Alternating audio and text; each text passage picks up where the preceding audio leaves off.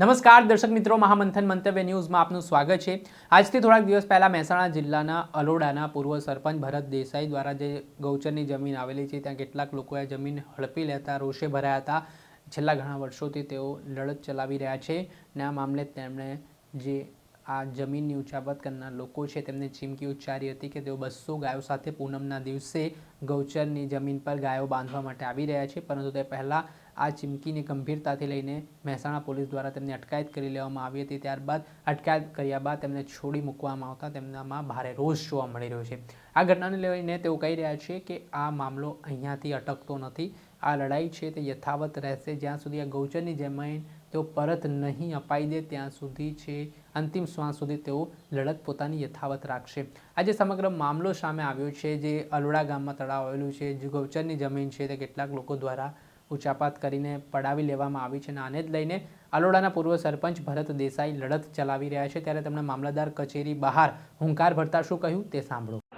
આજે અલોડાના તળાવ વિશે મેં જે ચેલેન્જ કરેલી હતી કે હું 200 ગાયો લઈને આવીશ, પોલીસે સવારથી જ મને પોલીસ સ્ટેશનમાં ત્યાં બેસાડેલો।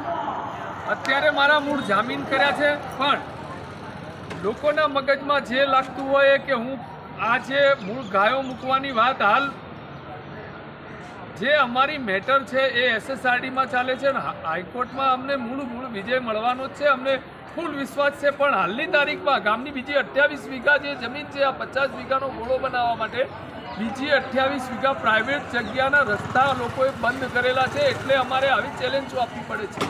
એટલે રાજ્યના ભાજપના જેટલા પણ નેતાઓ છે એમના સુધી મેસેજ પહોંચાડો કે ભાઈ અલોડા ગામના સાવ 2 વીઘાના જે ખાતેદારો છે એમના પાસેથી મફતના ભાવે આ લોકોએ રાખી લેવી છે। એ માટે અમે પોલીસ કોર્ટ કોઈનાથી કઈ ડરતા નથી। પોલીસને અત્યારે અમને આખો દિવસ બેસાડ્યા, ભલે જામીન આપ્યા, ભલે મહિનો જેલમાં રહેવાનું થાય, બધી જ અમે લડત આલવા માટે તૈયાર છીએ। એટલે આ વિડીયોના માધ્યમથી બોલું છું રાજ્યની બધી જનતાને કે અન્યાય સામે બોલો, નહીં તો આ રાક્ષસો કાંતિ જે ખોડિયાલ ગ્રુપનો માલિક છે, ભાજપનો જ નેતા છે, ભાજપવાળા માનવા માટે તૈયાર નથી કે ભાઈ કે અમારો નેતા નથી, તો આ છે શું? જય માતાજી।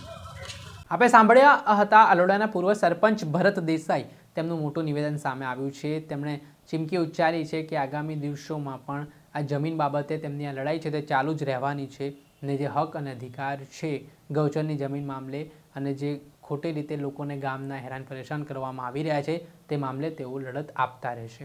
દર્શક મિત્રો, આવા જ નવા વિડીયો સાથે આપણે માહિતગાર કરતા રહીશું, એટલે મહામંથન મંતવ્ય ન્યૂઝ જોતા રહો।